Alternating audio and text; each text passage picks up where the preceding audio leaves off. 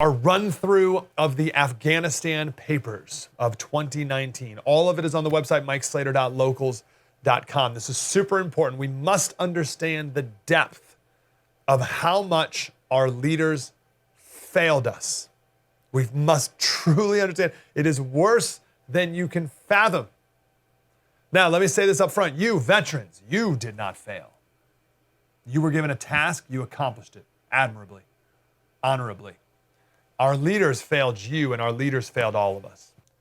How did it fall so miserably? 2016, the Office of the Special Inspector General for Afghanistan Reconstruction released an internal report called Lessons Learned. Those 2016 took 3 years for the Washington Post to get the documents.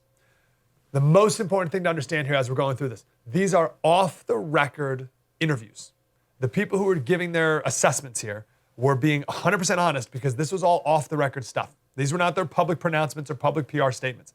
These are off-the-record, honest assessments from the very top people in Afghanistan. They did over 400 interviews. These are not the public lies. These are the honest beliefs. We'll start with Douglas Lute, 3-star general, Afghan czar during Bush and Obama in 2015. He said, "We are devoid of a fundamental understanding of Afghanistan. We didn't know what we were doing. What are the demographics of the country? The economic drivers? You want to talk about aid? Really? We're going to do something in Afghanistan with $10 billion? Haiti's a small country in our own backyard with no extremist insurgency. We can't develop it. What are we trying to do here? We don't have the foggiest notion of what we were undertaking. It's really much worse than you think." He goes on and said, we had no goals. He said one of the goals he was given was to establish a flourishing market economy. So the general goes on, he talks about how we would just pour money, just obscene amounts of money. They couldn't spend it as fast as they need. There was just constant money nonstop. And it was for projects that the Afghans couldn't, first of all, didn't need, couldn't even use, couldn't sustain. He tells a story of a ribbon cutting ceremony that they had, in his words, some godforsaken providence for a police headquarters. Right? He said it was this huge Army Corps of Engineer building. It had a glass facade, big atrium, this big giant building, right, that you paid for. He says the police chief couldn't even open the door. Why? He had never seen a doorknob like this. To me, this encapsulates the whole experience in Afghanistan, doesn't it? Isn't that the perfect visual? So, we're going to come save you. We're going to rescue you. We're going to fix you. We're going to nation build you. It's going to be amazing. Here's this beautiful new building. They don't even know how to open the door. One contractor told a congressman, there's a congressman visiting, and the contractor said, listen, I'm supposed to spend $3 million a day here. You have told me to spend $3 million a day. It's impossible. Everyone here is living in mud huts. There's no windows. It's a dump here. What, like this part that in Afghanistan he was in, he said, I can't even spend $3 million a day. And that's what you've obligated me to do.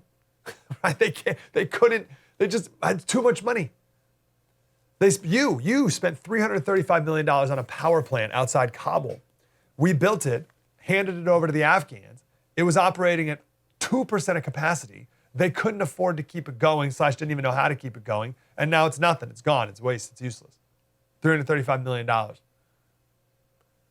retired Navy SEAL in these reports, he said, what do we get for, at the time it was $1 trillion. Now it's $2 trillion, closer to $2 trillion. He said, what do we get for $1 trillion?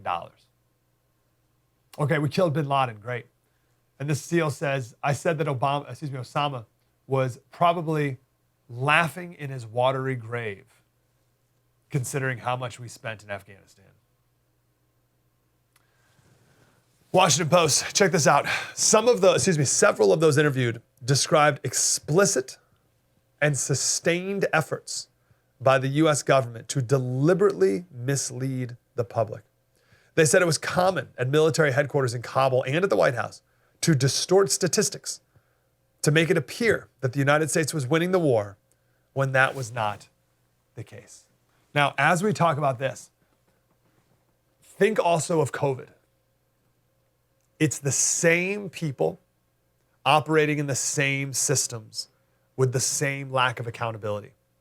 COVID and Afghanistan, they're the same story when it comes to lying and manipulating, and no one's ever held accountable, and there's no end in sight. It's the same deal. But that's what happens in bureaucracies. Everyone loses their ever-loving minds. And it's the same thing with COVID. Everyone is behaving so stupidly and deceitfully, intentionally.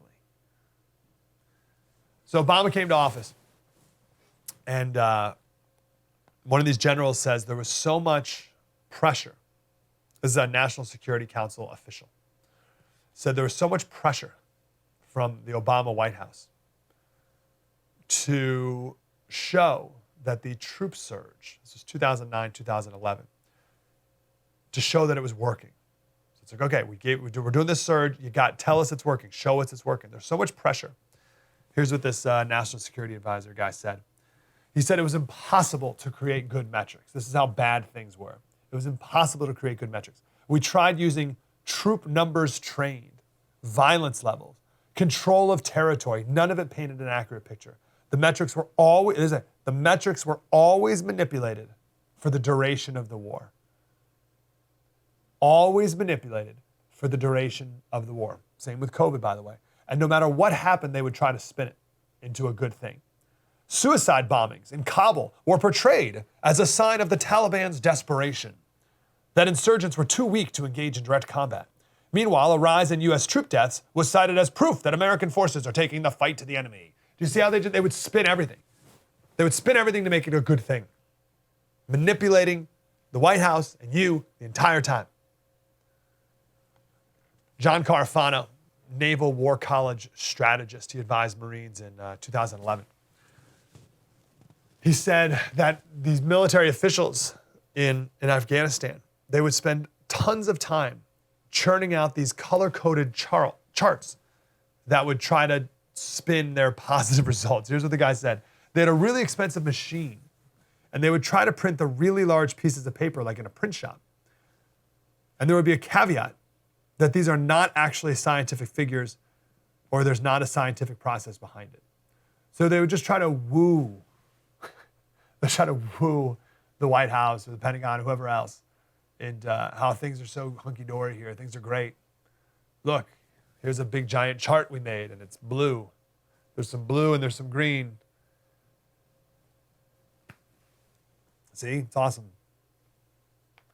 And this guy said that nobody dared to question whether the numbers were accurate, let alone meaningful. Didn't matter. Because no one is held accountable. Just like this. No one's been fired. Has anyone been fired for what's going on here? Of course not. No one ever will. And just to go back to the beginning, it's such a shame because it didn't have to be this way. George Bush gave a speech at VMI, the Virginia Military Institute, in 2002. And he said the history of military conflict in Afghanistan has been one of initial success, followed by long years of floundering and ultimate failure. Again, that was 2002. He said, we're not going to repeat that mistake. That's exactly what we did. Wow, that was deep and insightful. I want more of that. Like, subscribe, get more.